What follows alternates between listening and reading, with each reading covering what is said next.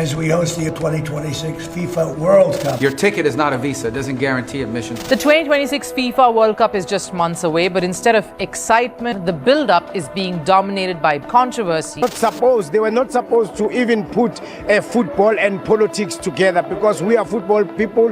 We are not politicians. But I think a boycott of a World Cup, I just think it's unlikely, because this isn't a sporting question, it's a political question. Foreign visitors are cancelling tickets and reconsidering travel plans for the World Cup. Hayward in The Observer says a World Cup boycott has to be a live threat all the way up to next June. First, of course, came the visa restrictions, raising fears among fans and visiting teams, especially from Africa. As we can perceive, something unusual is happening to the 2026 FIFA World Cup. Many are starting to question whether they should participate at all. We're talking about major countries quietly opening the door to a boycott.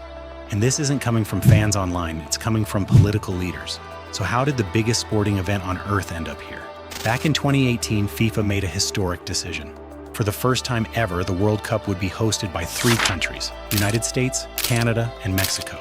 It was supposed to be massive, over 100 matches, record-breaking ticket demand, billions invested in infrastructure. On paper, everything looked flawless. But then, in early 2026, things started to shift. In January, the US government introduced new immigration restrictions affecting dozens of countries. It was expected to exclude fans from travelling from 4 of the qualified countries. So if that's the case, fans from Senegal, for example, literally can't go. They're excluded from going. The team can go, the team get exemptions, but the fans can't go. That affects roughly 38% of all countries across the globe. This does not apply to short-term visitors. So if you're coming for the World Cup later this year, or you want to come for the Olympics in 2028, you'd be able to apply for those short-term visas. It's if you want to move here permanently and you're sponsored by somebody, those lines are suspended. And suddenly, this wasn't just politics. It became a World Cup issue. Amongst qualified nations in Africa, such as South Africa, Ghana, Ivory Coast, Egypt, Senegal, Morocco, Algeria, Cape Verde, Ivory Coast, and Senegal, now have fans unsure if they could even enter the country. Even worse, some countries faced full travel limitations, meaning supporters might not attend at all. Think about that. This is where things escalated. For decades, the World Cup has been built on a simple idea. Football brings the world together. But now, that idea is being tested. Because entry into the tournament is no longer just about qualification, it's also about diplomacy. Listen to the FIFA president. Your ticket is not a visa. It doesn't guarantee admission to the US. It guarantees you an expedited appointment. You're still going to go through the same vetting. We're going to do the same vetting as anybody else would get.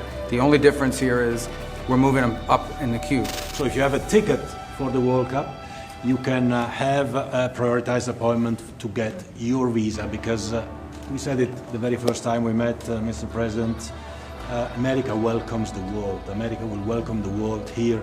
Next year we will have between 6 and 7 million tickets sold for the matches. We will have between 5 and 10 million people coming to America from all over the world to enjoy the World Cup. And with this FIFA pass, we can make sure that those who buy a ticket that are legitimate football fans or soccer fans, they can come and attend the World Cup in the best conditions, starting.